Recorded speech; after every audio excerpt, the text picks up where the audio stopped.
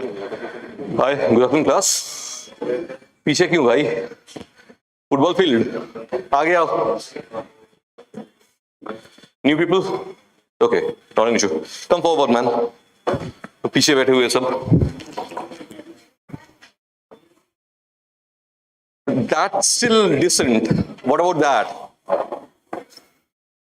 I'm not a tiger or a lion or some animal. I don't bite, man. Come forward.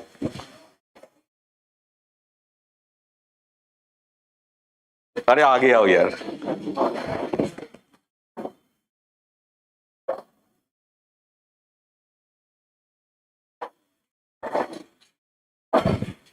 How many of you have watched that movie Animal? Do you take me someone like that? Then why are you sitting there?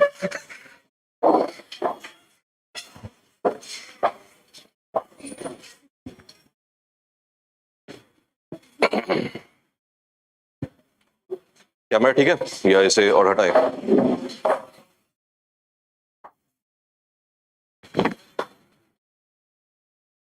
Okay. I have a question for all of you. Write down the question. Or let me write it on the board. Rakesh, markers, colored markers. Red, red, red.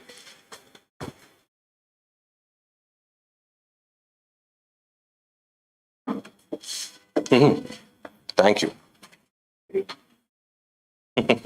Good enough, good enough.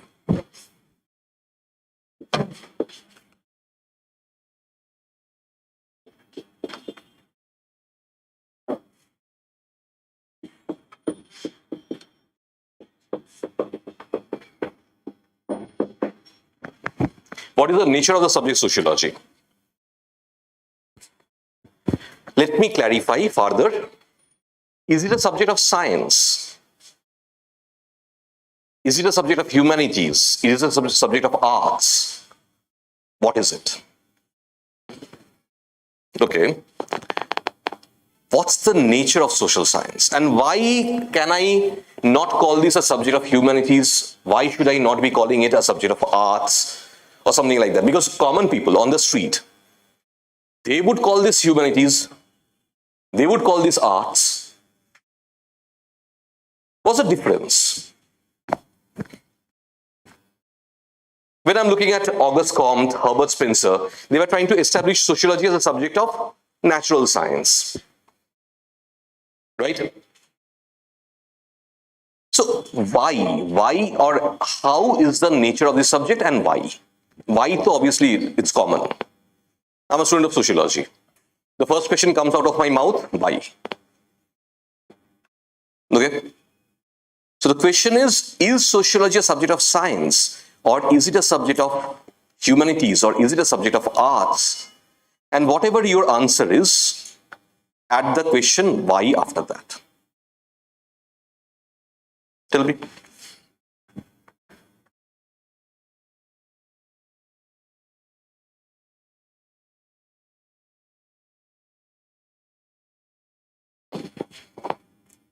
Achha. What is arts? First, what do we consider as an art form? Say painting. Painting is an art. It's a subject of art, right? Literature, singing, dancing, they're all art forms. Why are they called arts? There are certain conventions to be followed. In music, if I talk about Hindustani or if I talk about Carnatic, people don't understand. They consider classical music. What is classical music? Either Hindustani, that's Northern Indian, or Carnatic, Southern Indian. Right? These are two gharanas, as we call them. What is gharana? Convention. Way of doing things. Art is always defined by that. If I say, I am not feeling well, right? The same sentence, I is not feeling well. Why the second sentence, I is not feeling well, not right?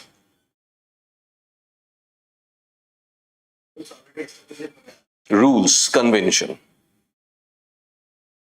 Don't try to find logic here. Don't try to find rationality here. Right? In case of arts, things are driven by convention. That's how things happen. Clear? So, we call the languages, literature subjects and all of these things as art, subjects of arts, because they follow convention. Grammar. What is grammar? What is the logic behind grammar? Give me the logic behind grammar. Singular number should be having separate be verb. Plural numbers should be having separate be verb. And I'm saying what you're saying is not right. What you are saying. I'm using a plural be verb after you. Though I'm talking only about him. One person, singular person. Still my be verb is plural. How many of you call your father as sir? Anyone? Not a single person would be raising the hand. Calling father the sir? No way, right? But that was a tradition in Victorian England, right? And the word that they used to use, this was a spelling, sire. It is from sire that we are getting the word sir. Today we use this word, right? No one writes that sir anymore. Okay. Right?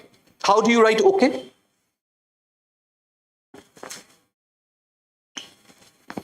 The actual spelling of okay.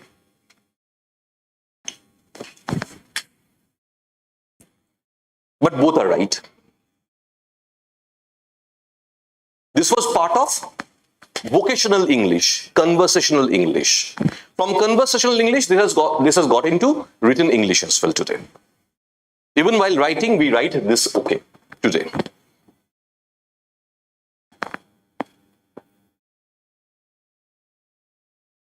Clear? Tell me the logic. You can't tell me any logic here. Because this is a rule, convention. That's how things are done. This is what art is. Painting. Right? How many of you have seen any modern painting? No idea about modern paintings? You have seen one modern painting? Tell me what you understood from that modern painting. You may call me an illiterate, you may call me a gawar kind of thing. You show me one piece of modern painting and I'll start scratching my head. What is that thing? No one can understand anything. Abstract. If it is abstract, why to paint that, man? Leave it. A white page is more abstract. Someone would imagine something in this abstract form.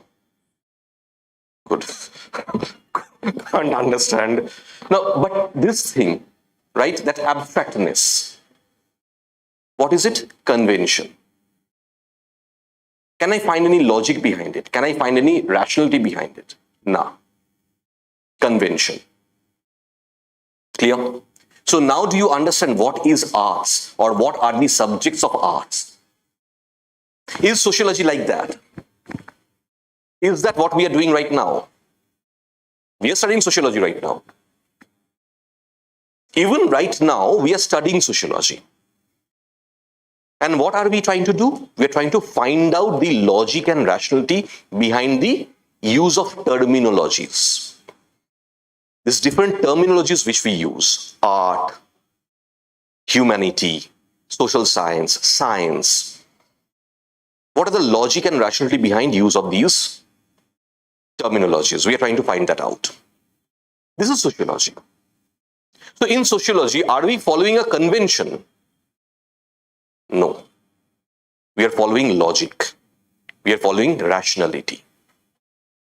So can we call sociology a subject of arts? No. Because the moment we talk about arts, we have to be bound only by convention. way of doing things. Clear? So sociology is not a subject of arts. Now comes humanities. What is humanities? What does the subjects of humanities study? Give me one example of a subject of humanities. Psychology. Psychology, history, not political science, no. Right? Psychology is a subject of humanities. History is a subject of humanities. Linguistic anthropology is a subject of humanities. Not whole subject of anthropology, no. The subject of anthropology has 4 different branches. And the 4 different branches, they venture into completely 4 different areas. We don't understand this. Yes, I do openly say this, that if you do not have biology in your class 2, anthropology, taking anthropology as an optional is committing suicide. Why? A major area of anthropology is physical anthropology. There are 4 branches of anthropology which you need to study even for optionals. Physical anthropology, linguistic anthropology, archaeology, sociocultural anthropology. Sociocultural anthropology, the last one, is similar to sociology. Similar to sociology. Right? Tell me about physical anthropology. Without biology in your class 2, how can you properly study or get command over physical anthropology? Is it possible? It's next to impossible. Clear? Anyway, but we cannot say this openly out at the time of what you call as demo and all that thing. So let's ignore that. Let's come back. Linguistic anthropology. It's typically looking at evolution of language. How languages evolved over time. Say, whatever your mother tongue is, whether it's Telugu, whether it's Urdu, right? Doesn't matter. Whatever your mother tongue is. Look at that language and the way that language evolved over time. Why this evolution? The way various elements or forces in the society impacted the language evolved. And so evolved the human beings. You also evolved along with the language. Clear? Don't try to tell me whether it's for good or bad. I'm in the subject of sociology. Good and bad is not my topic. Good and bad are typically values. They're preferences. What you like is good for you. That may not be good for me. What is bad for you is your preference. You may not like that thing, that's why you're calling that bad. I may like that thing. Someone may like something very spicy. I do like spicy things. Right? Doesn't mean, so if I start serving spicy food to all my friends, some of them may not feel comfortable. For them, the food may be tasting bad. Right? Because they can't eat spicy. So now what's happening? The thing that is good for me is not good for that particular guy. Clear? So don't tell me about good and bad. Sociology is not about good and bad. Come back. So in linguistic anthropology, as we were talking about, linguistic anthropology talks about how languages evolve. Previously as well in the class, or even on any given day, I would love to ask you, think of the Telugu that you're using today, the Urdu that you're using today, or the Sanskrit that you're using today. And tell me about, or Sanskrit we don't use anymore, Hindi, right? And tell me the same language 100 years back. The Telugu that people used to speak in 100 years back, Urdu people used to speak in 100 years back. Are they just the same language? No, they are not. There are so many changes. Changes in the convention. One simple change is in front of us only. I said this is part of Victorian English. Victorian English, the time of Queen Victoria. 1850s, 1860s, 1870s, 1880s. And this is today. I'm looking at a difference of 150 years and I'm looking at the difference in words. From sire to sir. What's the meaning of the word sir? We call any respectable person sir, right? Do you know the actual meaning of the word sir? Mahashay. You're calling someone Mr. The person whom you're calling sir with respect, you're actually calling that guy, hey Mr.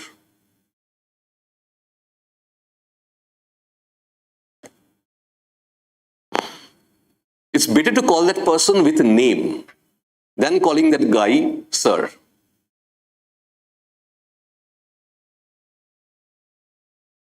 Do you realize what mistakes we are doing? But that has become the convention now. So don't try to change it. But actual meaning of the word sir is Mr. So someone calling me, hey Mr. Bose, or someone calling me sir, the meaning is just the same.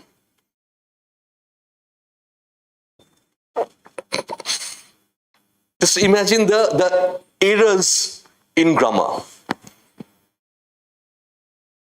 So tell me the logic in grammar. There is none. It's all about convention. So is, again my question, is sociology a subject of arts? No, it is not. Because in sociology, whatever we do, we try to find out the logic behind it, the rationality behind it. Right? And I was talking about humanities. Let's discuss humanities. The subjects of humanities, psychology, history, linguistic anthropology, what are they doing? They're essentially dealing with the behavioral aspect of human beings, humankind. Nah? What is history doing? Essentially, what is history? Study of past human activities. Right? Some random guy was painting on the wall of a cave. Today we go to the cave and we get fascinated. Oh, 2000 years back this guy drew this. Maybe the guy was utterly bored and he was just scratching on the wall. Today we go there and we feel, such a great piece of art. Go talk to that guy. Maybe if we had a time machine, if we could travel 2000 years, and if we had talked to the guy would have said, yeah, I had plenty of time not to do anything. That's why I was scratching on the wall. And today to us, that's a unique piece of art. Nah? Take out your phones. Search for the paintings of Bhimbetka. Cave paintings of Bhimbetka. Bhimbetka. Bhimbetka. Cave paintings of Bhimbetka. Look at the paintings.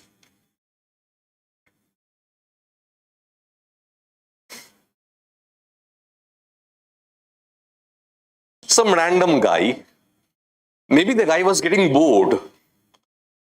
Maybe he felt like making some scratches on the wall of the cave. And to us, these are archaeological sites, prehistoric sites. We try to protect them. Nah? Today, some idiot goes to some national monument, right? And writes on the wall, whatever the name was, I am here, or I was here. Some 1000 years later, if the monument is still intact there, someone will go and think maybe the sculptors only created this. Nah? We love to deface. We Indians, we are unique, nah? We love to deface all the monuments. Right? Two lovers will go somewhere and they'll write, Harry loves Mickey. Something like that. We do that. Tom loves Jerry. Something like that. Huh? We do that. So tell me, after 1000 years, if someone goes there, finds that stone, what will that guy feel? Archaeological site. We need to protect that. Tom loves Jerry.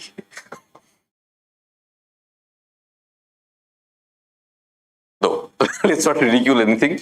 The thing is, so when I'm looking at these particular aspects, history, what am I essentially looking at? The past human activities. It's always human-centric. Now do you realize why the use of the term humanities? There's nothing wrong in the use of the word humanities. Clear? Now I'm looking at subjects like sociology, political science, economics, these kind of subjects. What are they doing? Each and everything that's happening, the first thing we do, we immediately ask a question. Why?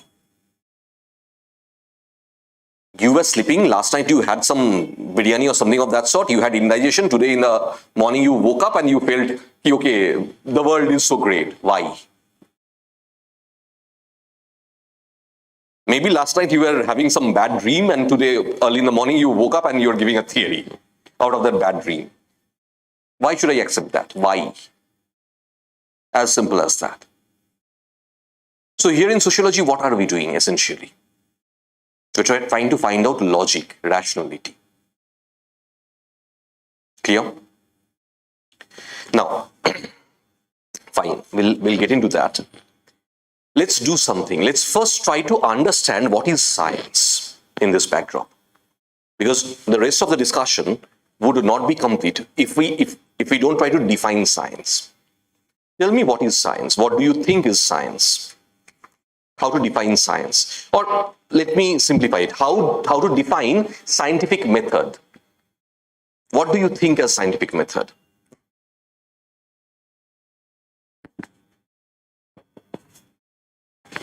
You all have studied science, right? Class 9, 10, you had to study physics and all these things, right? So what is science? Or what is scientific method?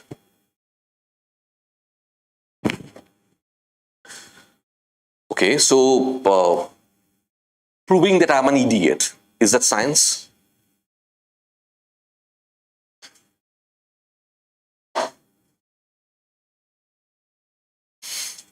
And just imagine if you try to prove I'm an idiot and you're studying from me, how big an idiot you are.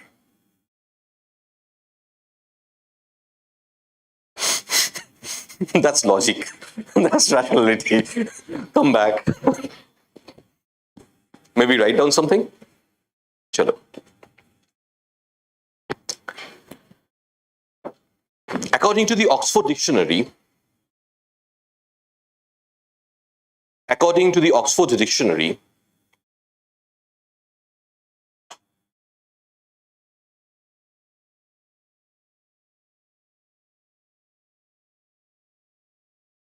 scientific methods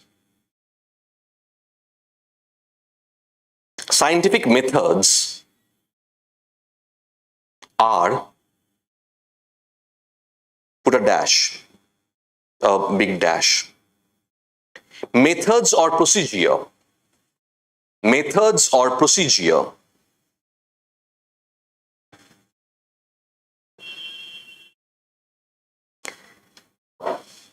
which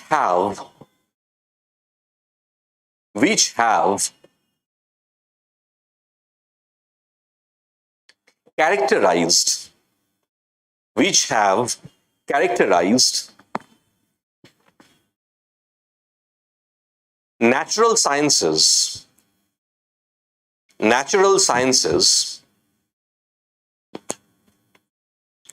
since the 17th century. Put a full stop.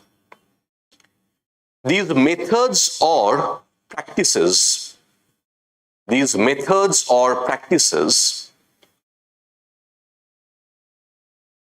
include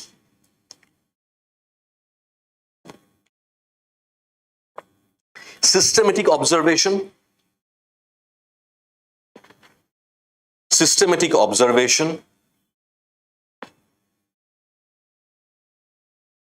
measurement and experimentation,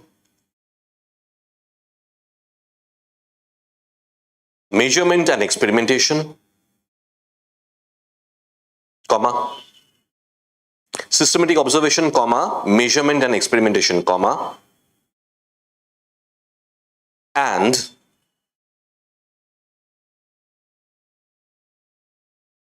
formulation oblique, that is a slash, by testing, formulation oblique testing and modification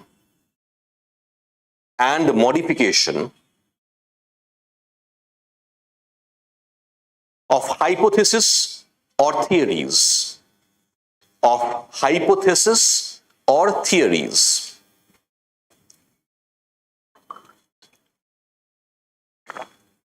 Put a full stop. Read what you've written down.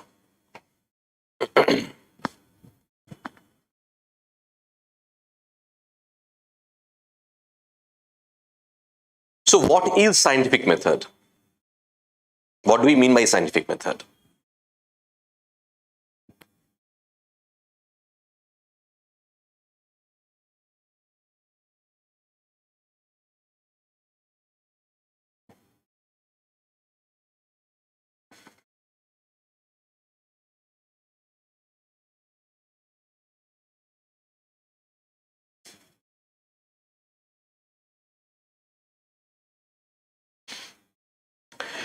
In that definition, this is a dictionary definition, dictionary meaning that I have given you.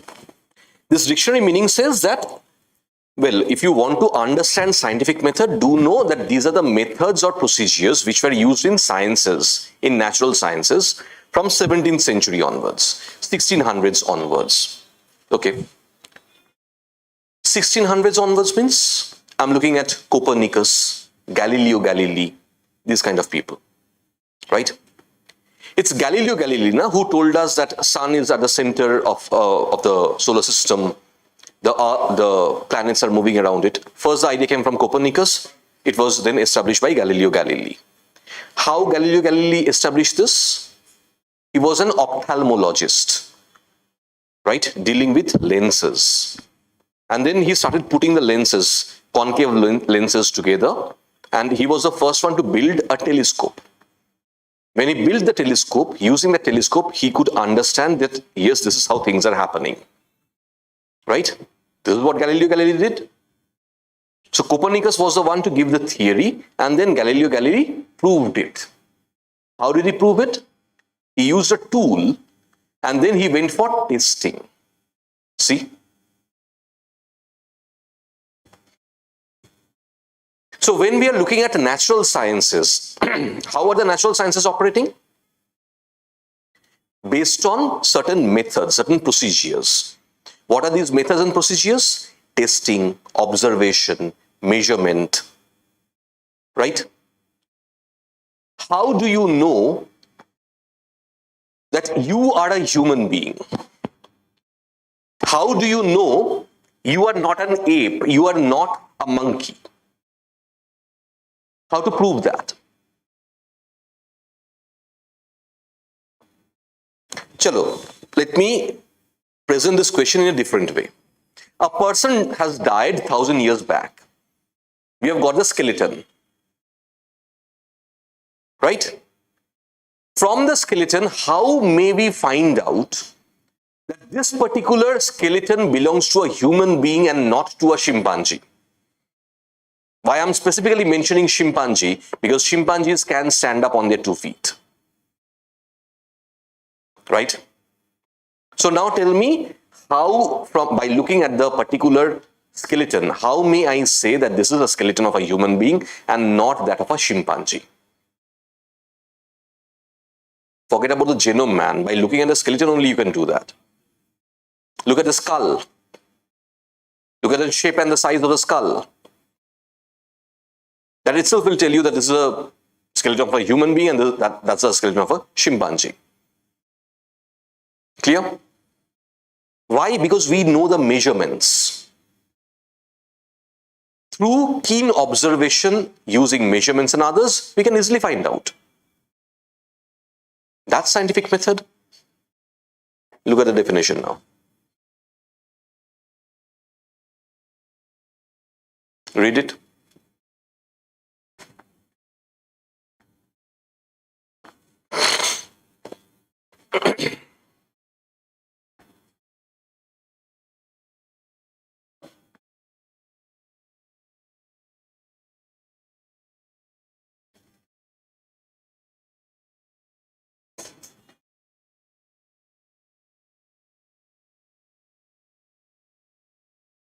So if that is scientific method, what is science then?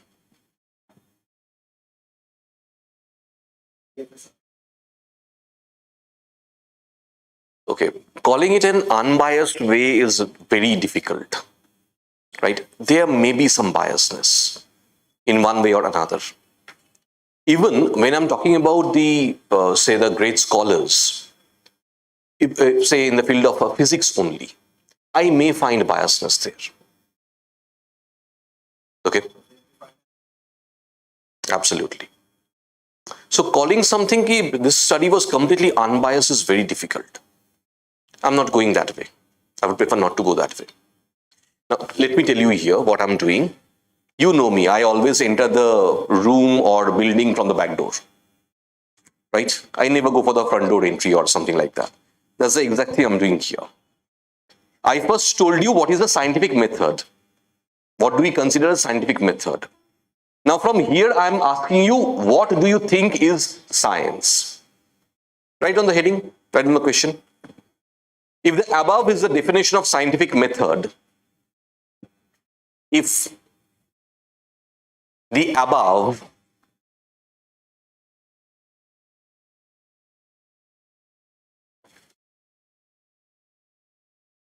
is the definition of scientific method,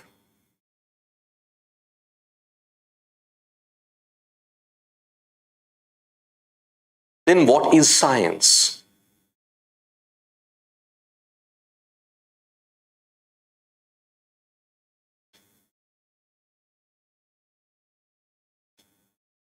We are going completely through the opposite way, right? People should study what is science first, then they would study what is scientific method. I'm saying forget that way. It's too conventional. Science is study of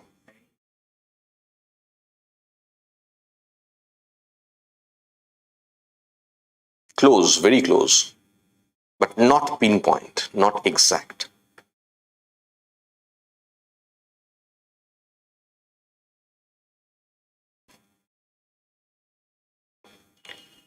Have you ever been present when a Havana is being done? Havan.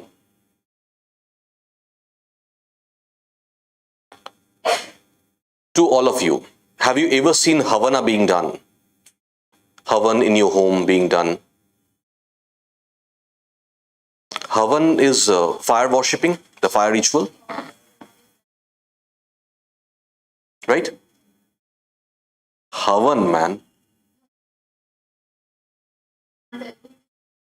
Yagnam. Sanskrit, in Sanskrit, they are using three words. Havana, Yagya, not Yagna, Yagya, or Homa, right? All the three words are being used in Sanskrit. So whatever term you may use, doesn't matter. Yagya has a far more massive application. Yagya is not necessarily the fire worshipping. Yagya is any massive activity. Any massive religious activity is yagya. Karma yagya.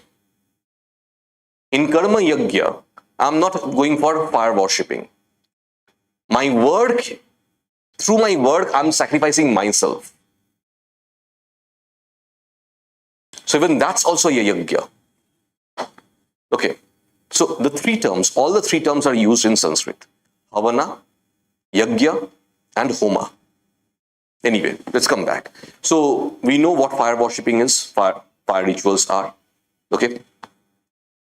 Today, when the fire ritual is being done in your family, in your house, what do? You invite a Panditji.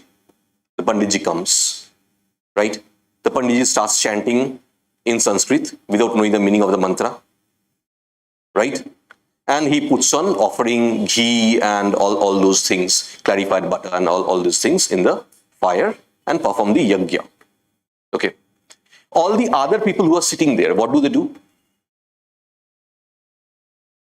Your family members and others who have come, whom you have invited, what do? They try to observe how high the fire has gone. All the old people you will see, they'll say, okay, the fire has gone quite high. The yagya was proper. Man. right? Is that measurement a part of science? Is that what you can consider as scientific method? So tell me about your statement. But it was close. So what is science? My question is, what is science? If the above is the definition or understanding or meaning of scientific method, what is science? Think. Study of science. Again, you're getting to methodology. Not methodology. Methodology is an application. So this is a step before methodology. But I like the word use of systematic.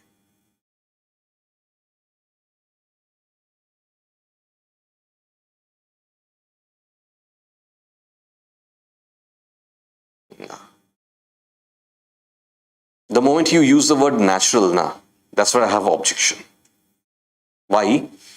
Half of the scientific experiments are happening in laboratory, completely cut off from nature, where all the parameters are very carefully being monitored and controlled. Now, if say here in the room only, I take a cylinder of hydrogen, one cylinder of oxygen, and I start mixing them and I start burning them. Will be water produced? No. Then how to produce water? I have to take 2 parts of hydrogen, 1 part of oxygen, put them in a vacuum chamber. The chamber was originally vacuum. And now I have to go for electrolysis. So what am I doing? I'm essentially cutting off the natural element. I'm cutting off nature.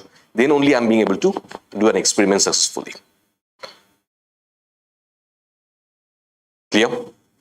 Now tell me.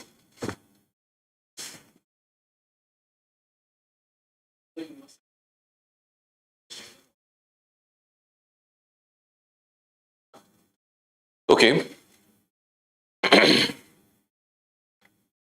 In a black hole, just a spoonful of soil, will its nature be the same? High chances no.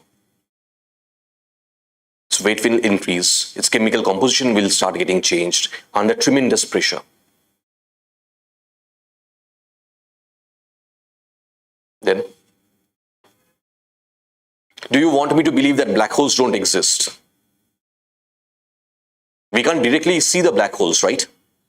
Black holes can't be seen directly. No telescope is there which can tell us, which can show us, okay, see the black hole, how nice it is. It is a black hole because even light can't escape. If light is not escaping the black hole, how can I see the black hole? Not possible. Right? So now tell me.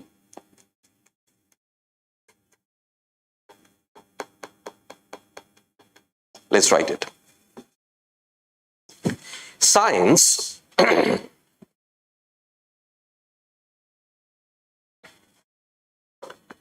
is the intellectual and practical activity. Science is the intellectual and practical activity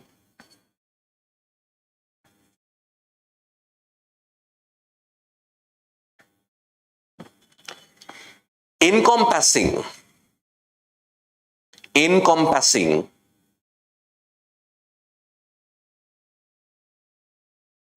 the systematic study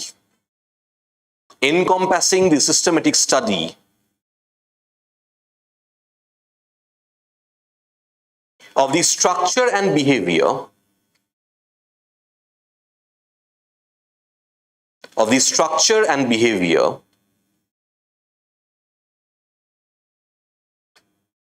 the physical and natural world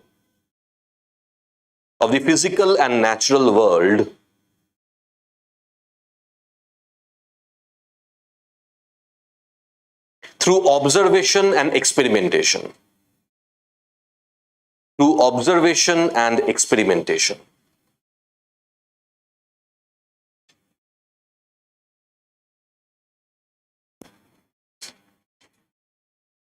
through observation and experimentation. Now do you realize why I liked all the three statements given by you three? Because you all had one element or another in your discussion of science. So you went close to what science is, right? Let me go for a recap first. See what we have done. Take out the syllabus, please, if possible. Do you people have the syllabus, sociology syllabus? No. Have they given you why sociology, that material? Not even that. Someone please share a syllabus with them, na?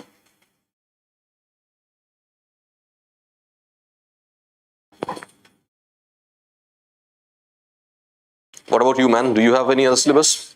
Or you do, you come forward. You do share.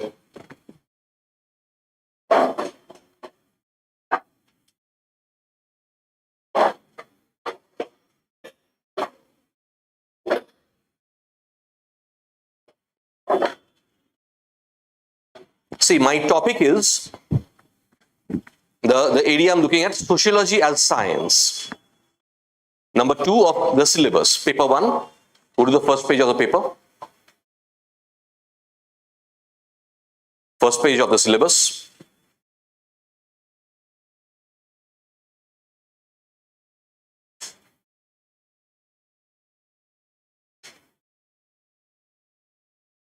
In the first page of the syllabus, the second chapter is sociology as science, right? In sociology as science, I'm looking at the first topic, the very first topic, science, scientific method and its critique. Now do you realize why I'm talking about science here in sociology class?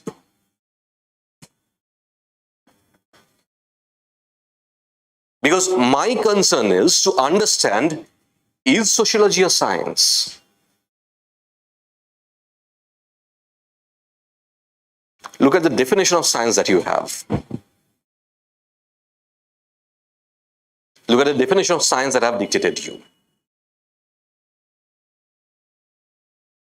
Is sociology fulfilling all the points?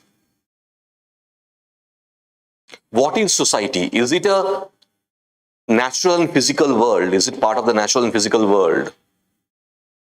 Yes, it is. Right? Do you think that society exists in you? Inside you? There was one Hindi actor, a big-time actor called Kumar. He once said कि दुनिया हमसे बनती है, हम दुनिया से नहीं. Right? Something like that. The society is made up of you. You are not made up of the society, something like that. All the filmy statements, cringeworthy, creepy. Makes sense. Sometimes makes sense. Okay. Chalo. Especially saliva makes sense, right? No, come back. So look at that particular definition. Is society part of the physical and natural world? Yes, it is. Now look at all the points. Is sociology fulfilling all of them?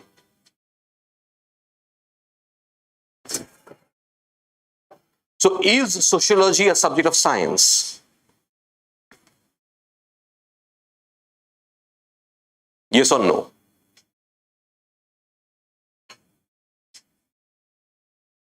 If I go by this definition, this dictionary definition, even this definition that I've given you is from Oxford Dictionary. So if I go by this definition of science, sociology is a subject of science.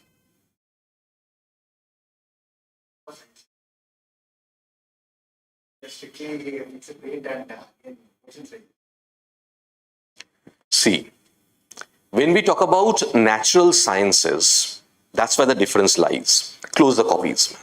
Enough of all these copies and everything. Understand. That matters.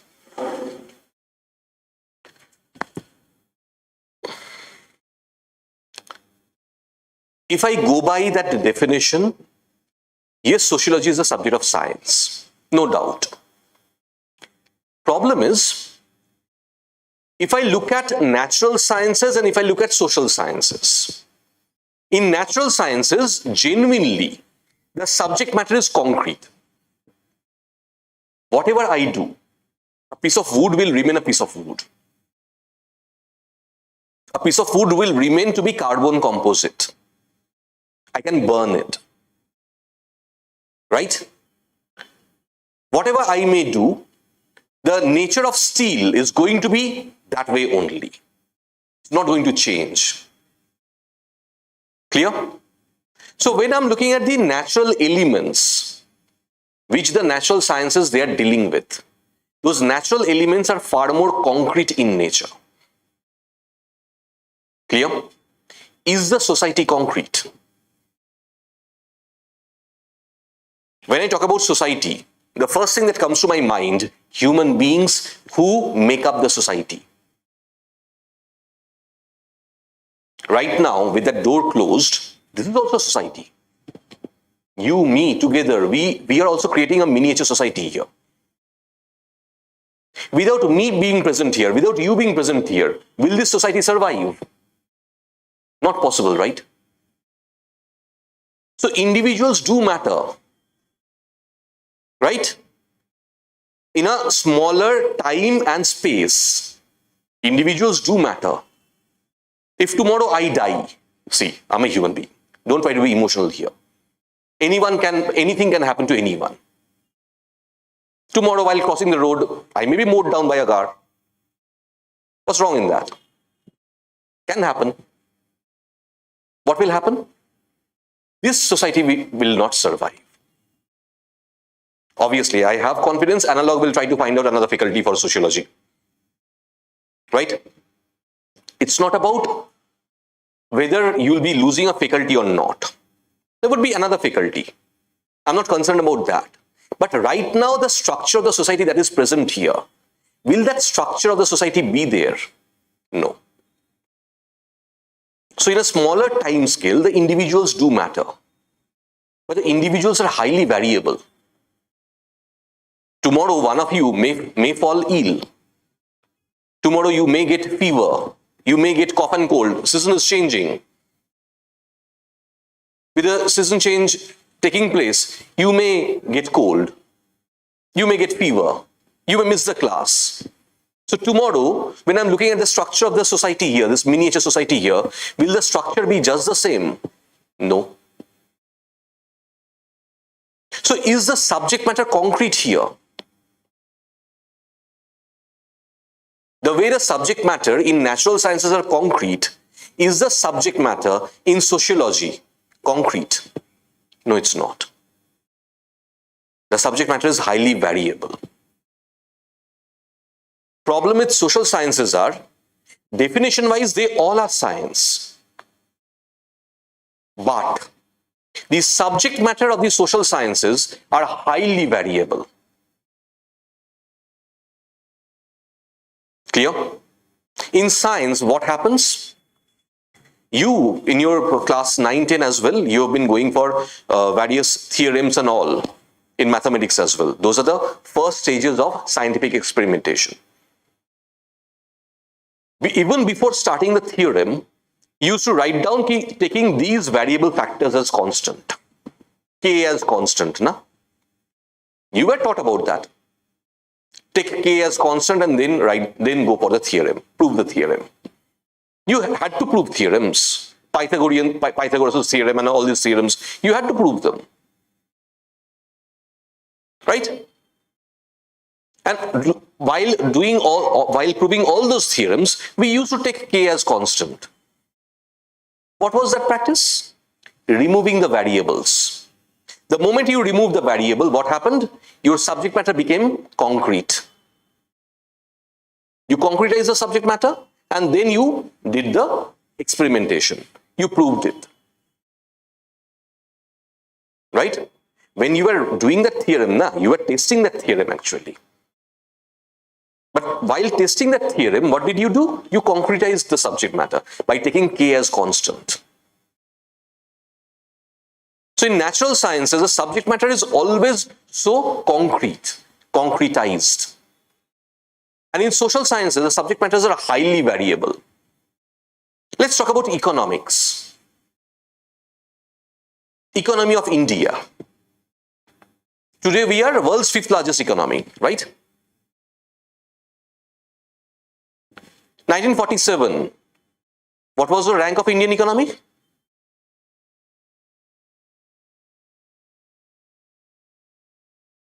India was the world's 6th largest economy.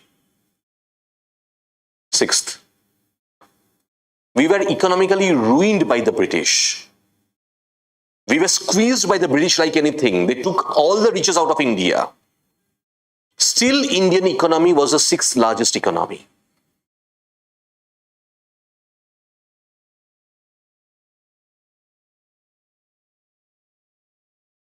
Gradually, in ranking, we started slipping down. From that 6th position, we came down to the 13th position. From the 13th position, because of the economic reforms of 1991, again we started moving upward. And we came back to the 6th position, now to the 5th position. Now we are aspiring to go to the 4th position.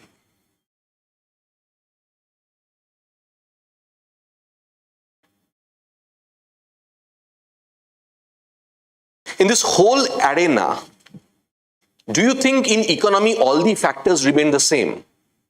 Is it possible? No. No way.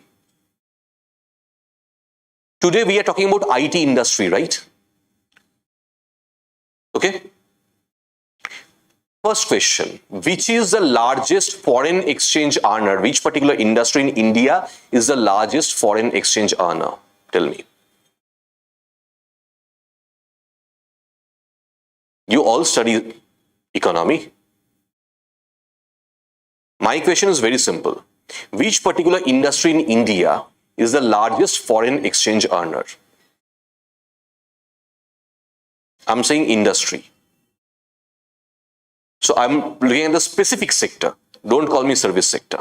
Give me the name of the specific sector.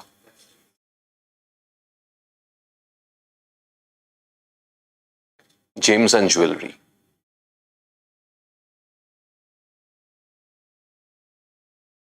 Clear? Just imagine. A sector about which we don't even bother to talk. That sector is the largest foreign exchange earner for India. The world's largest diamond processing unit, the world's largest diamond processing center is in India, Surat.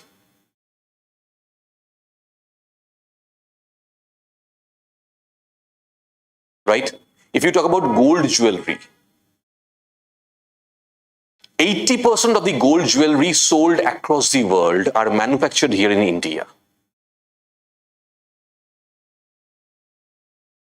Right? Yes, India imports the largest amount of gold. We import the gold not to eat it. No one eats gold. We use the gold, we manufacture the jewelry, and then again we sell it back. Clear?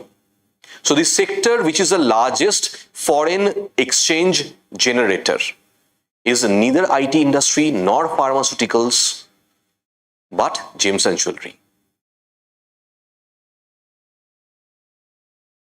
Okay? Tell me these unique aspects of economy.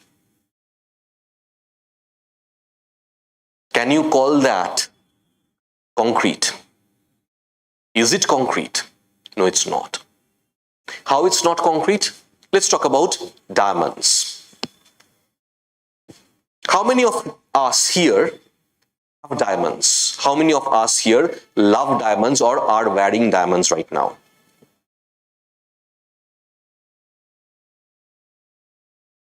You can see me, right? I can see your earring as well. Okay, what about you? Good. Is that astrological or just a fashion statement? Okay, mine is a fashion statement, man. I don't care about astrology. Clear? So, now let me ask you, are you confident that your diamond is a natural diamond? Because there is something called synthetic diamond. and there is no way to prove whether the diamond that you're wearing is a natural diamond or a synthetic diamond manufactured in a factory in China.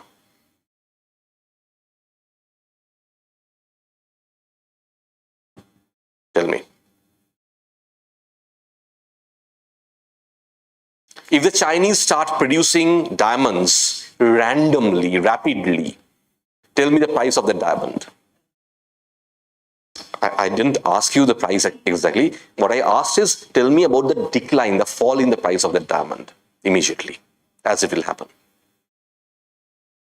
You will buy diamond for 2 rupees after that. So happier situation, na? Diamonds for 2 rupees. No one will care about diamonds after that.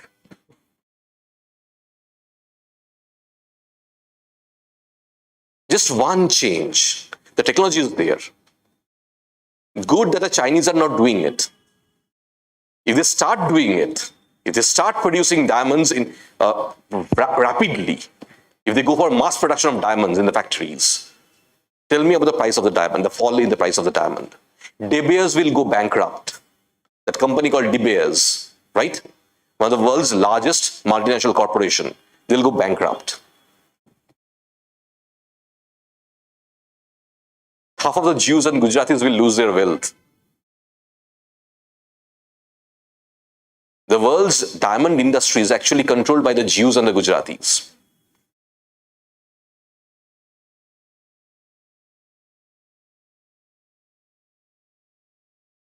So now tell me.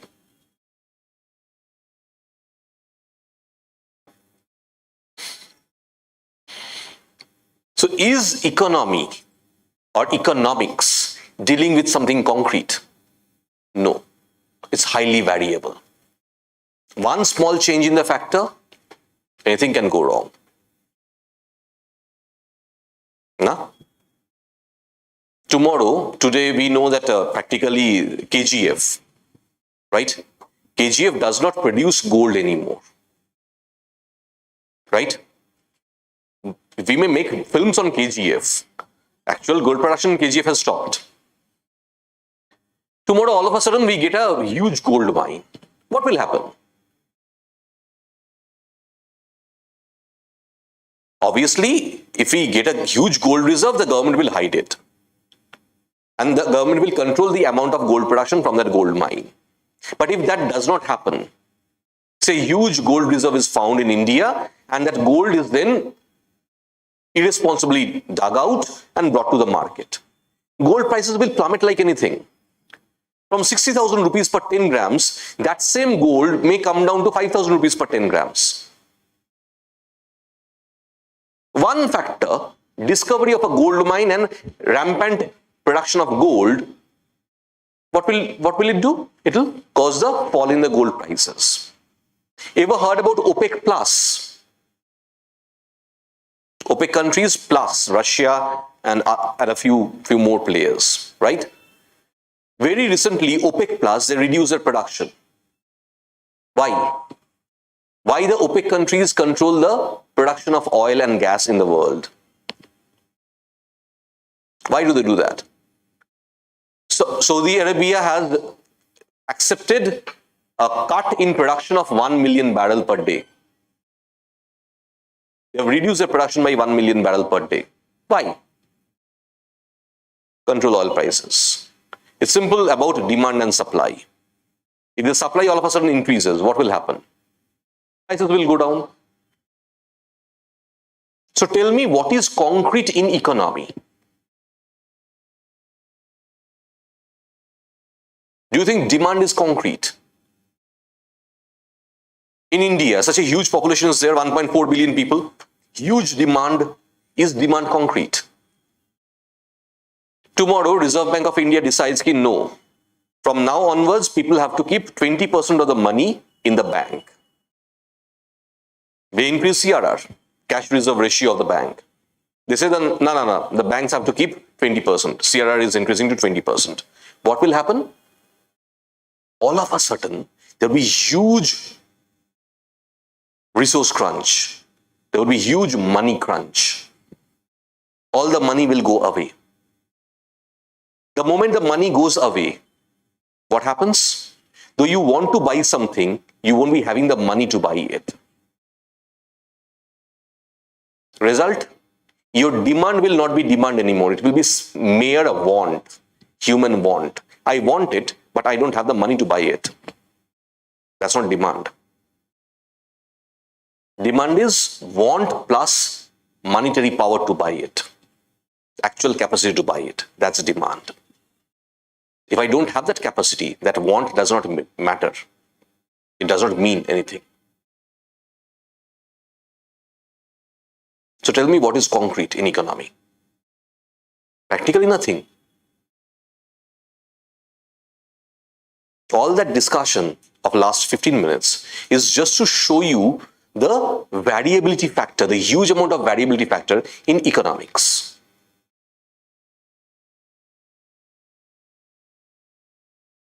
Clear? So tell me about natural sciences now and social sciences. Because if you go by that definition, they both are sciences. If you ask me that in the natural sciences, the subject matters are still concrete. And that's a boon. That's something good. That makes the natural sciences easier. And as a result, in the natural sciences, they can predict. They can go for experimentation. They can give concrete results and concrete rules. The 3 laws of motion of Newton. I can go anywhere, but those 3 laws of motions will operate, even in a black hole. How come?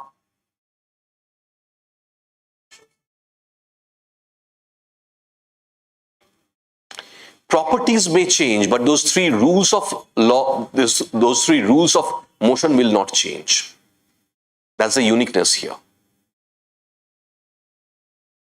What you need to do, you have to just factor in the pool, the gravitational pool of the black hole. That's it.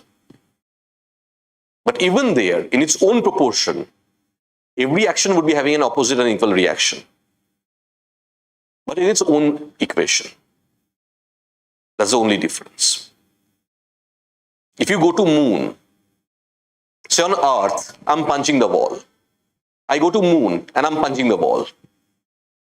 Will my punch be carrying the same amount of punching force? No.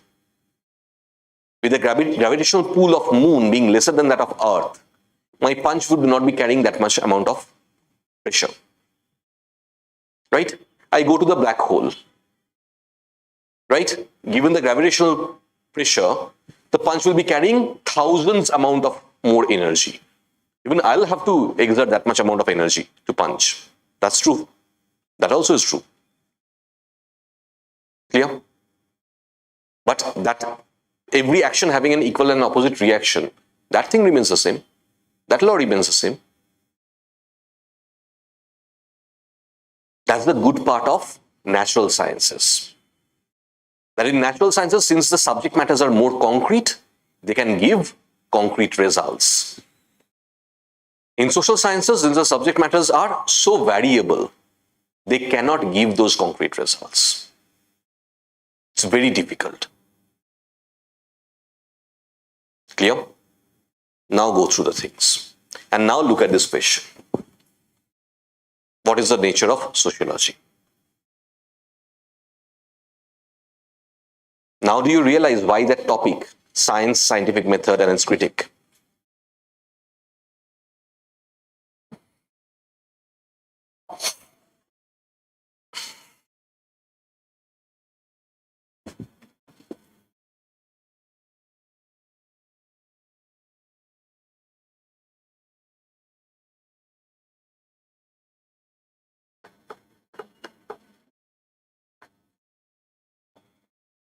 Maybe write down properly. Yeah? First go through the things, then we'll start writing. Not before that.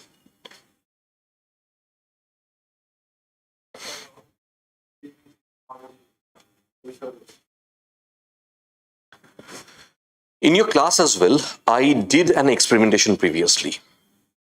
I was asking all of you that why do you want to be a civil servant, right? You all gave your own way of looking at things. But at the end of the day, The results were based on three factors: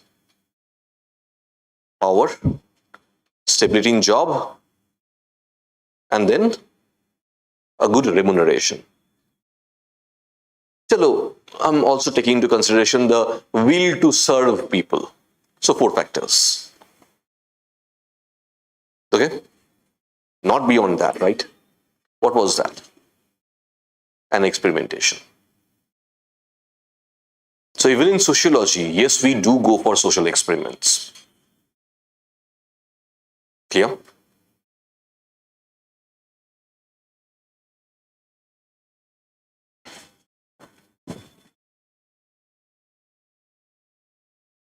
May I ask you something more? Especially based on your question. Today, we use these white lights.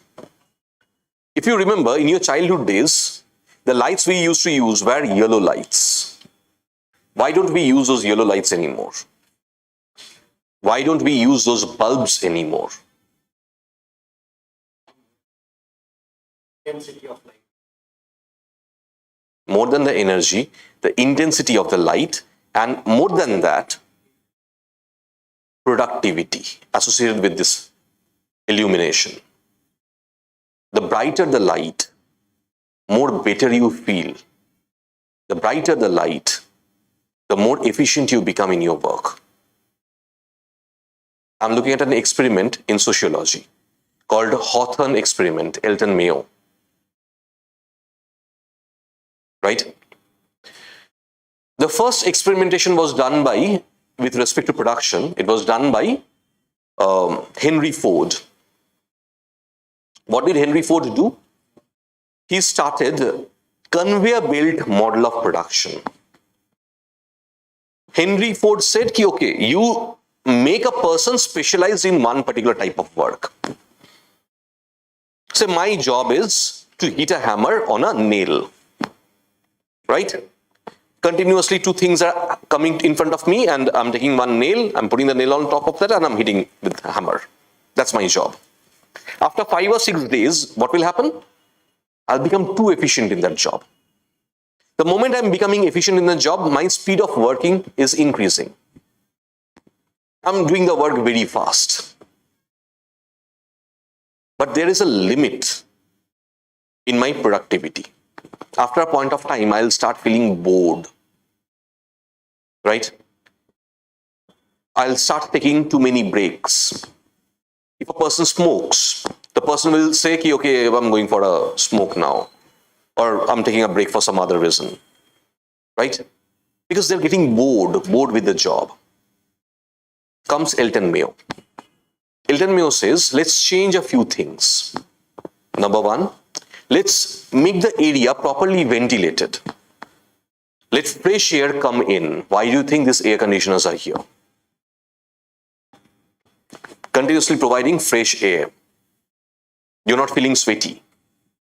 You're not feeling patchy. Clear? Bright lights. And then comes an environment free of politics. Say you're going to an office area where continuously office politics is going on. People are bitching about each other, right? They are backbiting each other. They're pulling legs of each other. Do you think in that condition people will be feeling very happy to work? No. But if that office politics is brought under control, if people are properly being rewarded for their jobs. Yesterday only, while coming in the airport, I saw a board was there. On that board, the CISF personnel, who has been the best CISF personnel in that particular airport, his photo was displayed.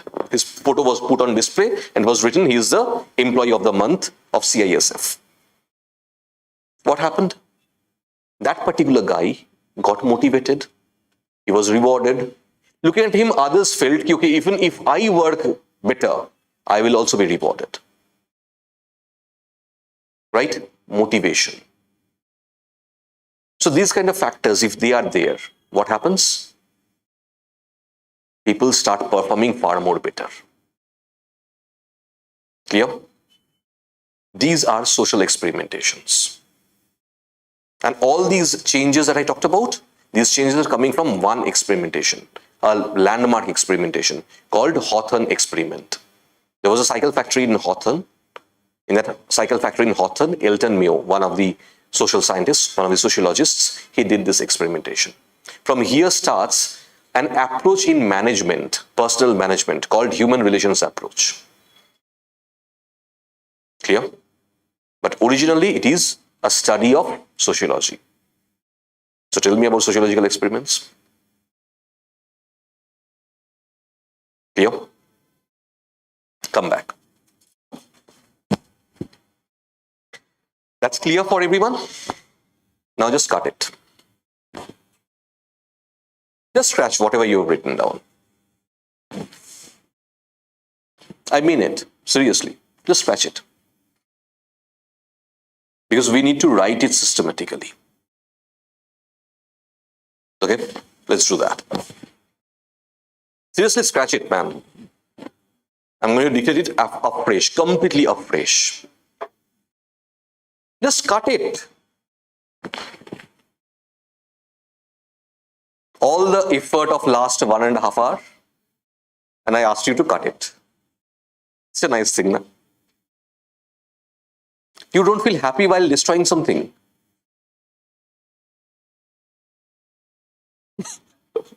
Destruction gives immense pleasure. The more you destroy, the better you create. Truly. Come back. Let's write. Hello. Again, I'm going to dictate the same definition of science. I'm going to start from there. There is a reason why I made you to cut that. Okay. Let's start writing. The syllabus wants us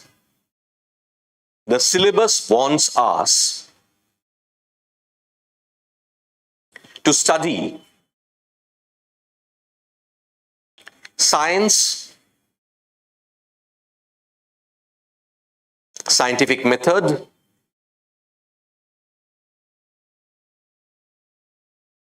and its critic.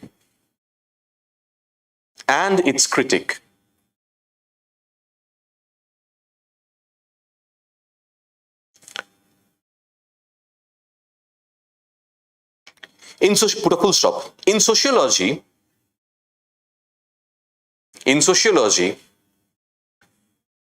the need for this discussion is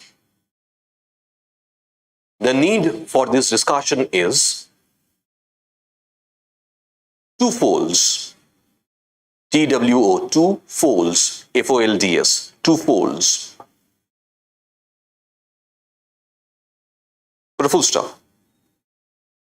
Firstly,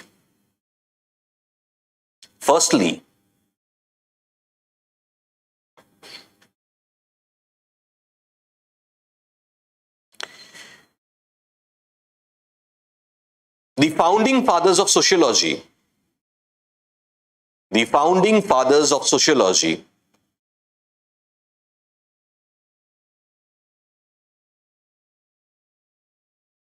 like Auguste Comte,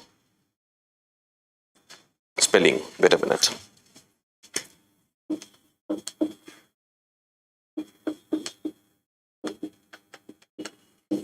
Like Auguste Comte,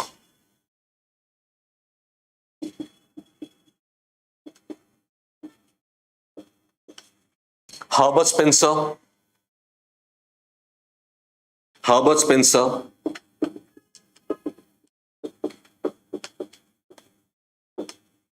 and Emile Durkheim,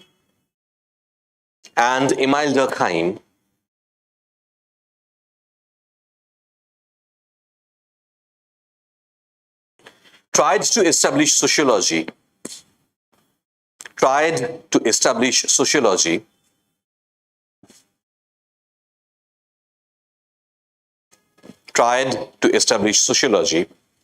as a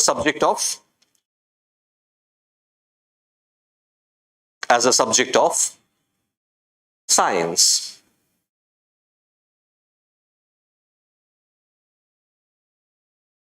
And hence we need to know and hence we need to know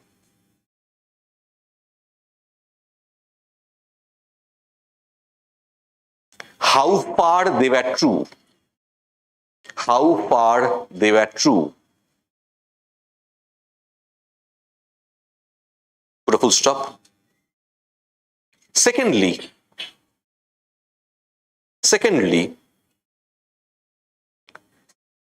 today we consider sociology.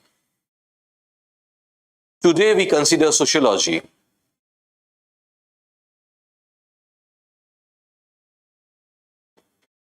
as a subject of social science.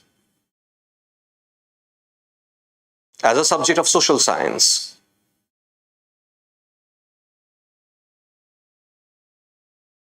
But we need to know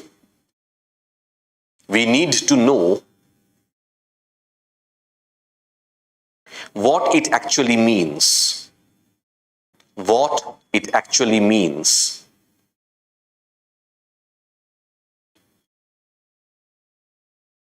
Put a full stop. Next paragraph. According to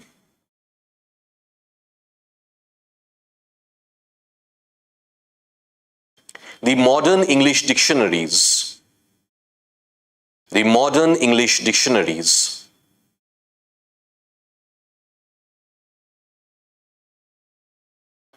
within bracket, Oxford and Collins, Collins, Collins, Collins. Oxford Dictionary, I hope we all have heard about it. Collins Dictionary, right? Close the bracket. Science is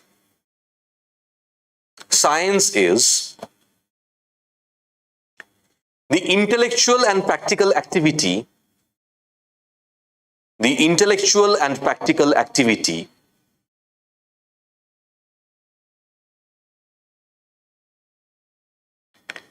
encompassing. What's the meaning of encompassing? ENCOMPASSING, encompassing. Covering. Involving or covering. Involving, if you say, then you must say ki involving everything. Right? Encompassing is a holistic thing which covers everything. Okay? Encompassing the systematic study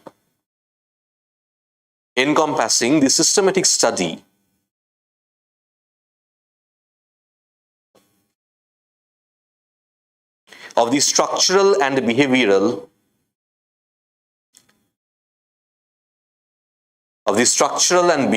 aspects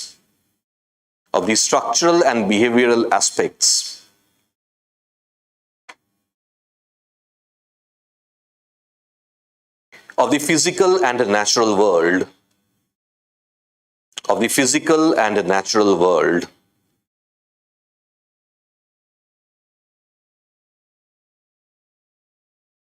through observation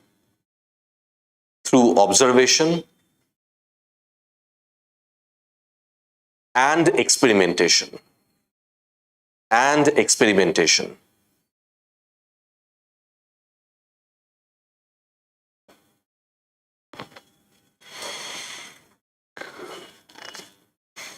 According to this definition,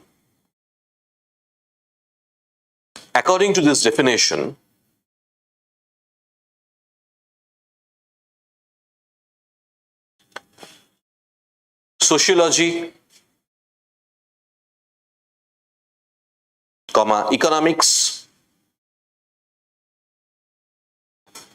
political science, etc. are also subjects of sciences,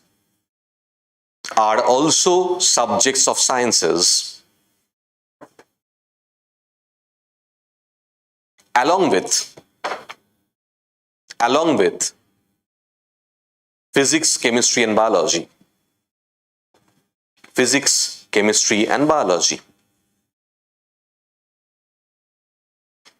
Put a full stop. However,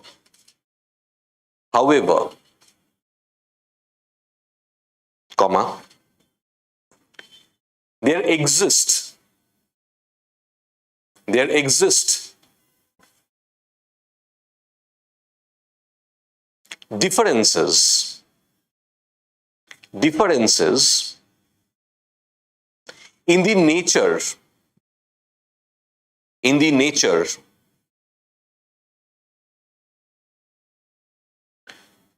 of the subject matters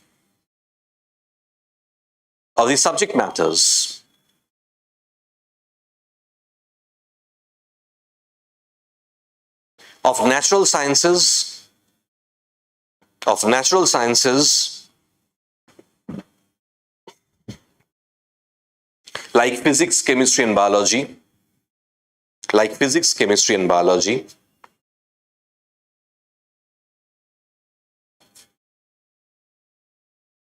and that of the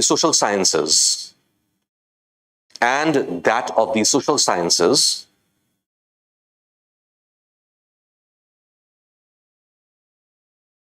like sociology,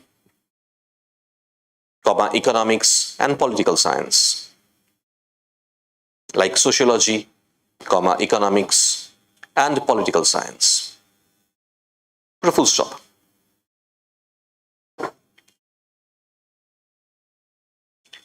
While,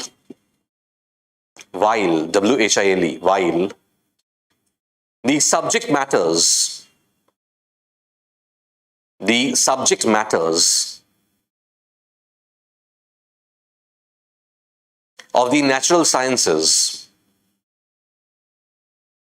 of the natural sciences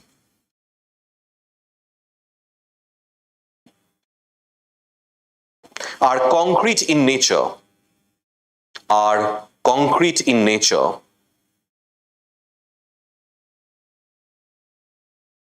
comma,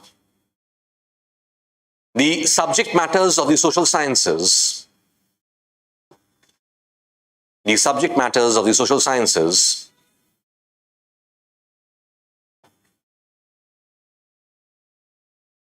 are highly variable.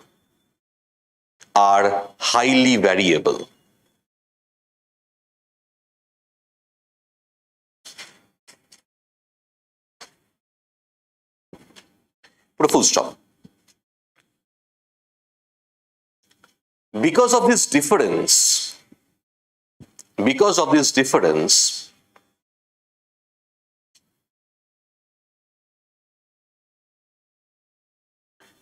in the nature of the subject matters,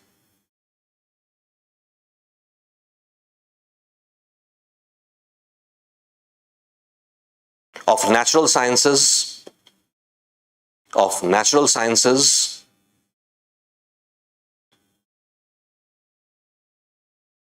and social sciences,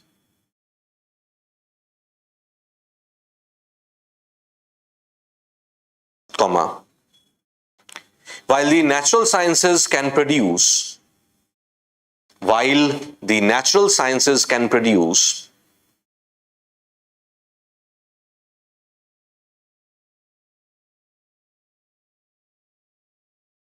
general laws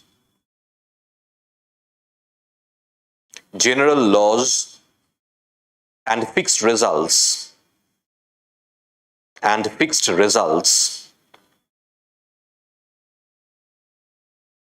the social sciences cannot do so.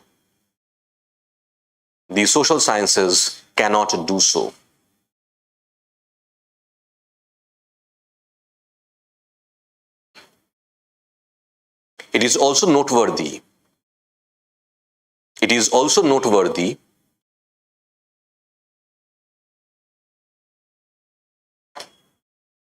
that the high level of variability factors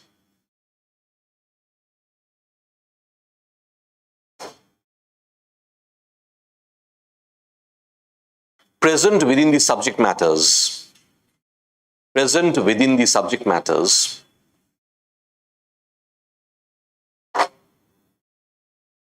present within the subject matters of social sciences,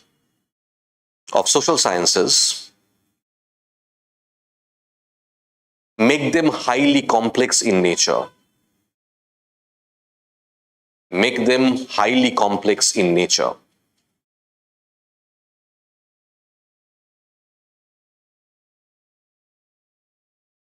Put a full stop.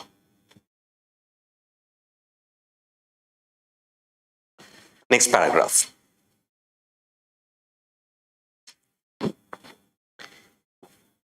Any subject of science,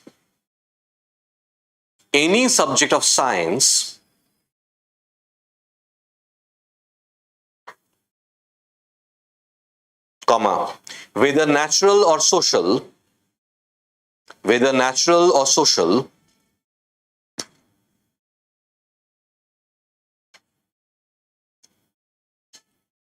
has to follow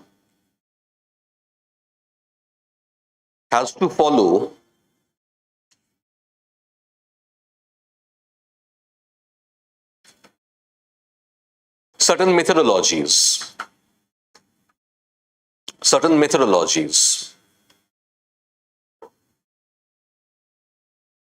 or scientific methodologies. Put a full stop.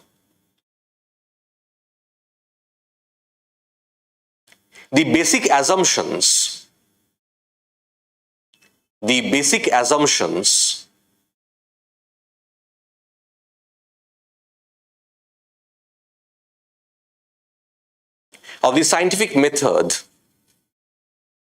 of the scientific method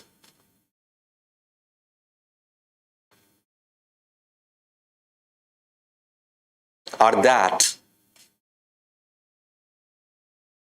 comma, reality is objective and consistent.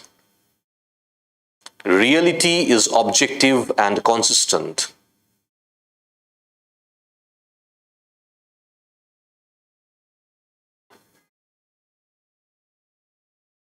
And that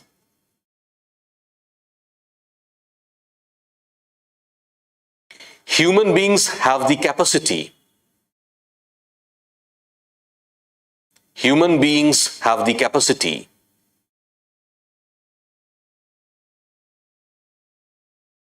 to perceive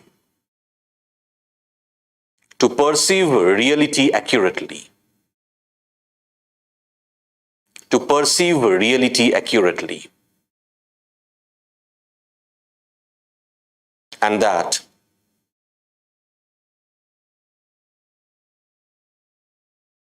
rational explanations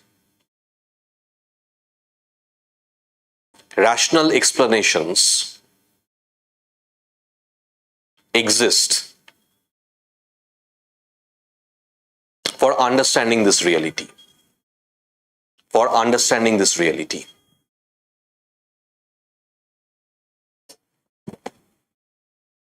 Read what you've written down till now.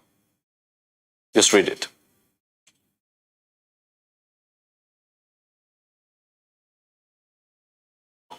Only once you read it, then I'll discuss the last paragraph. Why? It is not. That's the mistake that we do. That's what I'm trying to say. Right? When we generalize, it is part of BA or MA, Bachelor of Arts, Masters of Arts. That's because we do not have varieties in degrees. That's why today we do not call them as Bachelor of Arts anymore or Masters of Arts anymore. We don't say कि I'm doing MA. We say I'm doing Masters in one particular subject. Right? Why? Because our academics, the academic structure in India, it was created by the British. And we are still continuing that structure. We still have our subjects divided into 3 categories: science, commerce, arts. The reality is far more complex than that. If I have to talk about arts, I can only talk about languages, language forms like Telugu, English, Urdu, Hindi, Sanskrit, Kannada, Malayalam, right? I should also be talking about music, dancing, painting, theater. No, not history. Not history, not at all history. These are what I talked about: painting, sculpture. These are also subjects of arts. Okay? Because they follow a convention. Then I should be talking about the subject of humanities. Humanities are the subjects which study human beings and their actions. Maybe the actions of the human beings in the past, that's history. Clear? But history also has a logical side. The subject of humanities, they also have a logical and rational approach. Clear? They don't follow something because of convention. No. Never. There's logic and rationality in the subject of humanities as well. Okay? If our language is changing, why our language is changing? Why the language in which we are speaking is getting changed? Today, when we casually speak, right, in colloquial English, hot and cold, they are practically used as same. No? That thing is really looking hot. So cool.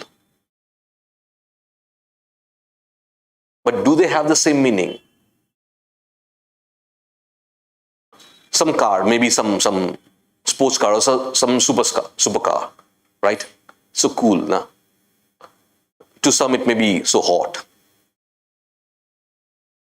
That's what we are doing. So what am I looking at? Conventions. Okay? Don't try to find out logic here. But the way the language is changing, that can be, in that study we may find logic. Right? GR8. What's the meaning of GR8 if someone writes? Great. The first time I saw that word, I was shocked. What is that? 2 alphabets and then 1 number, alphanumeric. What is that new thing? They said it's a lingo. It's not even language, it's lingo. Okay, chalo, good. Na? FOMO. I was really taken aback. What is FOMO? Then I found out the actual meaning. Fear of missing out. So I'm looking at this new lingo. Clear? Why? There is a logic behind it. We are using text messages. We are typing. While typing takes more amount of time and energy than speaking. Speaking happens faster than typing. So naturally what we did, we started using short forms. There came LOL, there came FOMO, GR8 is great. Right? LOL has so many meanings, I meant lots of laughter. Let me clarify. Okay, but so many new words we are looking at. Clear? Chalo. So why the language is changing? The language is changing because of this new intervention, the technological intervention that is making the language to change. So when I'm looking at linguistic anthropology and I'm trying to find out why the language is changing, I am finding logic there. I am finding rationality there. So subjects of humanities do have logic behind them. If I try to find out why Ashoka attacked Kalinga, right? Why Ashoka was considered as Chandashok in the first half of his reign, I do find logic there. If I'm looking at the Kushanas And I'm looking at the northern Indian empire of the Kushanas up to Mathura, not beyond Mathura, not to the east of Mathura. From Mathura to Afghanistan, this was the Kushana empire. And I'm looking at the capital of the Kushanas, where? Peshawar, Purushpur. Clear? Why Peshawar? Peshawar is practically at the center, at the mid location from Mathura to end of Afghanistan. If I look at that stretch, Peshawar is at the center.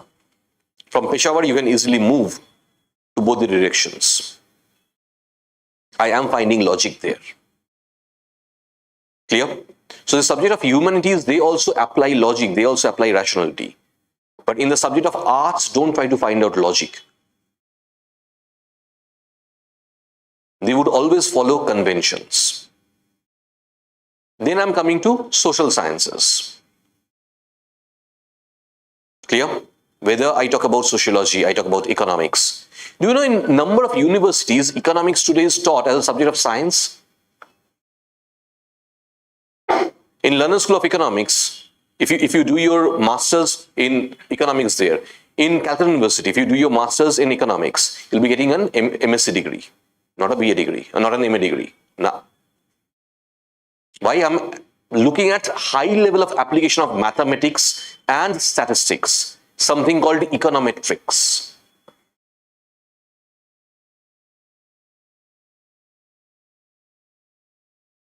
Clear? So from these particular institutions, when you're getting the degree in economics, you're getting MSc degree, not MA degree. If you do your geography from the School of Economics, you'll be getting an MSc degree.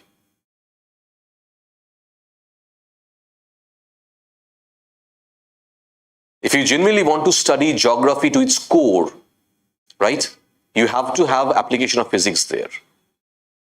And more than that, when I'm looking at the application of geography today, GIS, Geographic Information Systems, it's completely a field of science. So tell me, because of our ideas, the ideas we still are carrying, those are old and redundant ideas. Okay, that's what I'm looking at. Fine. And when I'm looking at social sciences, simultaneously I'm also looking at the natural sciences. Now go through that.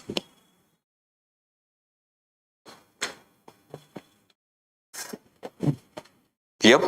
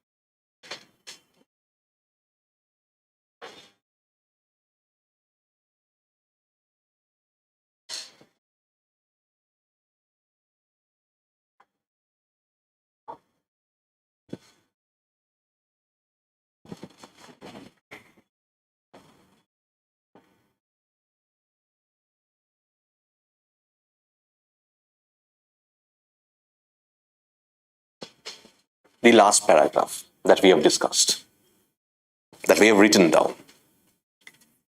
What's happening there? That's the very premise of the rise of scientific method. See the last paragraph that you have written.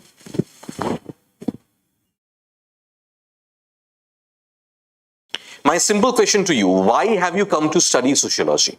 Or why the sociology subject is there? Forget about you. Let me ask you why the sociology subject is there. The very idea is that we can understand the reality.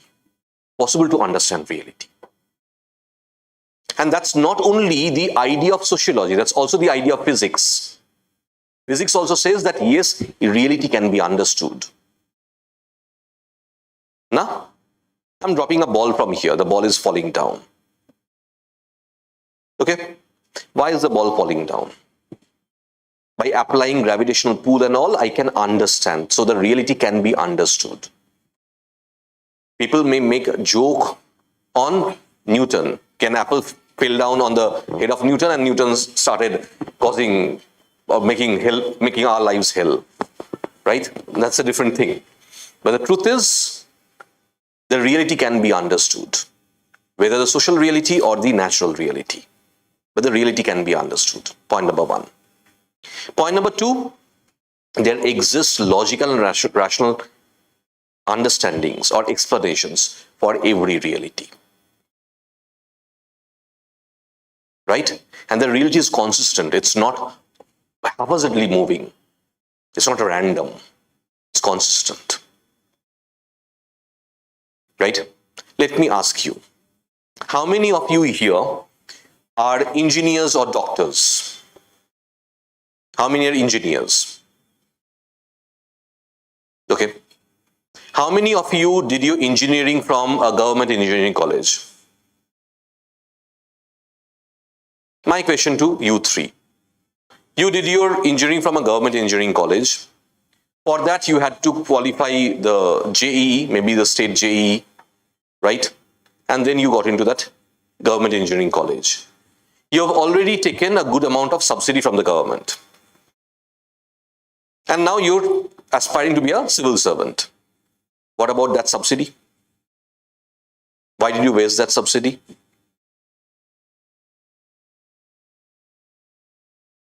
Believe me, UPSC can ask you this question.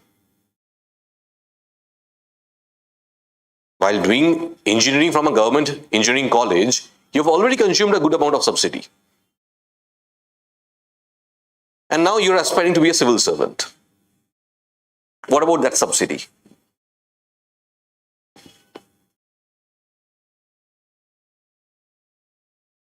There's a very good answer to this. By being a civil servant does not mean you've lost that knowledge. That knowledge is still there with you. You can bring that knowledge to civil services. You can apply that knowledge to civil service so that subsidy is not lost. That's your answer. That should be your answer to the interview board. Okay, come back. My question is, after getting a professional degree, why didn't you continue in that field? Why another new field?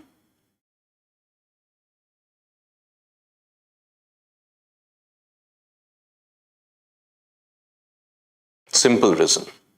Look at the job sector. Condition in the job sector. Look at the instability. Look at the randomness. In this condition, if someone is aspiring for job security, if someone is aspiring for prestige, social prestige, high position, that is not wrong. So what's wrong in you trying to be a civil servant? There's nothing wrong in that. Right?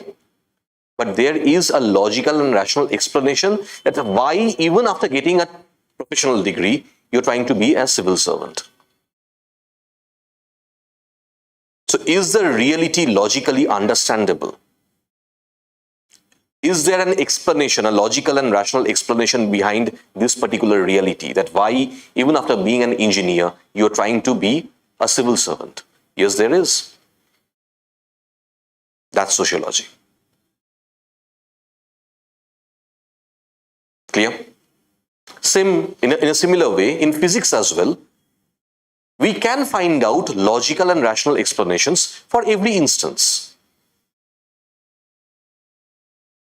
Clear? And the reality remains consistent. Clear? Variability factors are there in the subject matter, not in the reality. The reality is consistent. Right? When I'm looking at two different countries, India and USA, I'm saying in India, even the IITians and IIM grads are aspiring to be civil servants. Civil services is one of the most highly aspired profession. The best of the brains compete for this examination, making this the toughest examination in the country. Right? In USA, civil services is the sixth most preferred profession. That's not the primary, the most preferred profession. What are the most preferred professions? Number one, doctors. Doctors in USA, they own planes, they own jets. Right? After the doctors, the next group of the most high profile profession I'm looking at, researchers and academics. The college professors here in India, they feel that they're the most exploited ones, right? There's a reason behind it.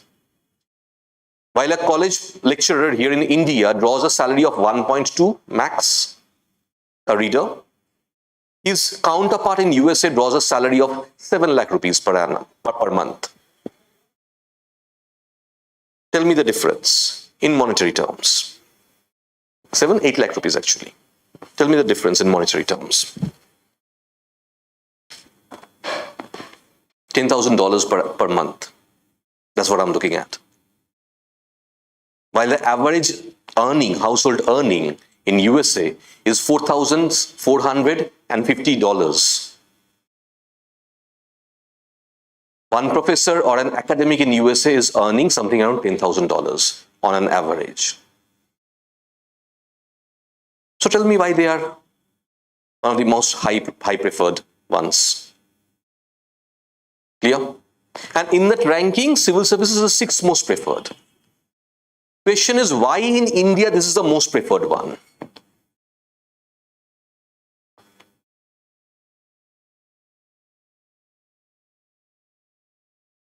Isn't the reality inconsistent? No, it's not. Let's go for the logical explanation and you'll understand why the reality is still consistent. When I'm looking at USA, I'm looking at a developed nation where the resources available in comparison to the population is higher. If I even go by consumption of electricity, per person consumption of unit of electricity in USA is 8 times that of India. 8 times. I'm talking about domestic consumption. I don't know whether they put 2 electric wires in the mouth and start sucking electricity or not, but it's 8 times that of India. Clear? Result, when I'm looking at that society, there is no resource crunch. Resources are easily available. In India, there is a resource crunch. Resources are not freely available in India. And who has the discretionary right with respect to distribution of resources? Civil servants. Naturally, those people who have the discretionary right to distribute scarce resources, they would be enjoying high social prestige. In USA, that's not the reality. Clear? When I went for this logical explanation, now tell me, do you think the reality is consistent? Yes, it is consistent. You make resources scarce in US society. If the resources become scarce in USA, even in USA, the civil servants will gain prominence. But since it is not so scarce, so no one cares about the civil servants. As simple as that. Now look at that last paragraph. Read it again. Just the last paragraph. Guys, everything that you write, you need to understand that. Don't mug it. Clear?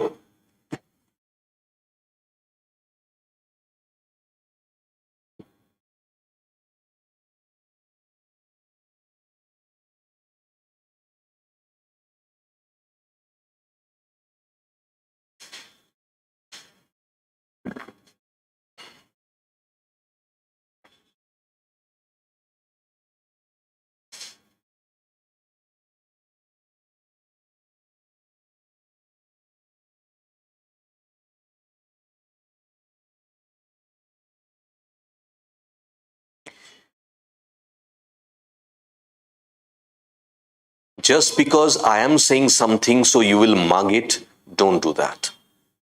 Understand the things, please.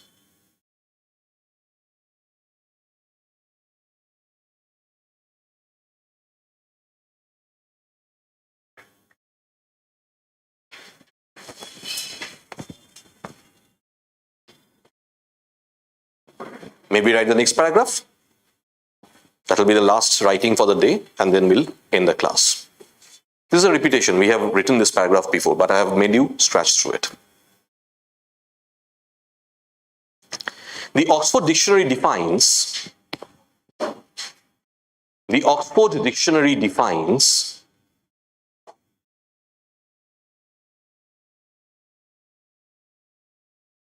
the scientific method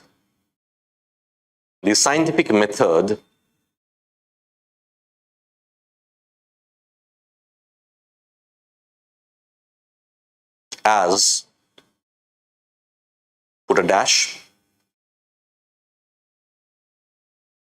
methods or procedures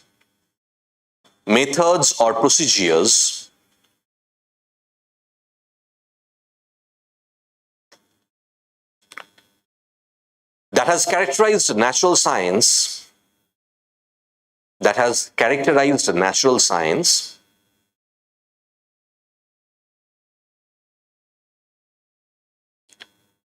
since the 17th century. Since the 17th century.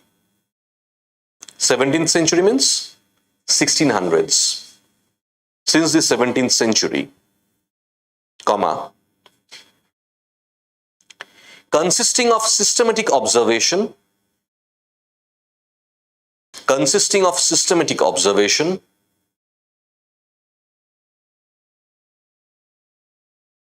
comma, measurement and experimentation,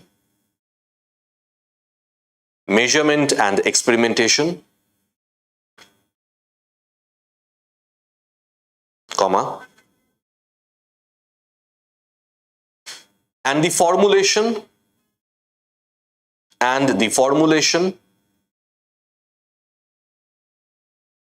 oblique or that or the or sign, testing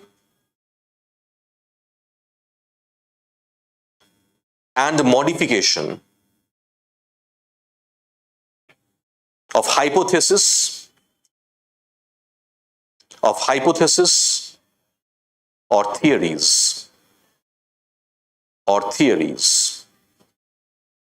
Put a full stop. Why I made you scratch through it. Now when you're writing it systematically. Now this notes is usable. During that time, whatever we wrote it just to understand. But that was not usable. It was not possible for you to write an answer from there. But if you go through this, from here you can write an answer. That's why I made you scratch through it. Clear? That's it. Today, let's wrap it up. Tomorrow, we are going to start from here exactly. Till now, we have discussed about science and scientific method. We are yet to talk about criticism part. That criticism part we have not discussed. Right? Guys, do whatever you do, but do it by understanding it. Don't mug it. Right? And from this week onwards, your torture starts. We have classes on Saturdays as well. Okay? Chalo. Thank you.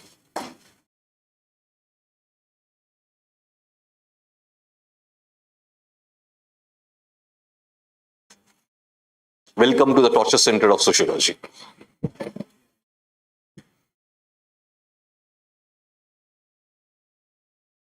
Do you know why I'm increasing the day, the number of day?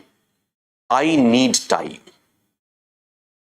I can come to the class, I can dictate, and I can finish the syllabus. But at the end of the day, you will not understand anything. If you want command over the subject, you have to give me time.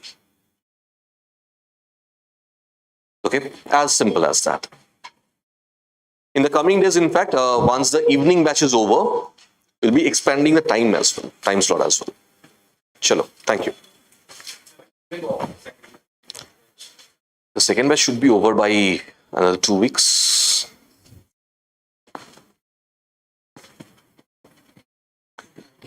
Not yours, not yours, not yours. Another batch is going on. That's the old batch.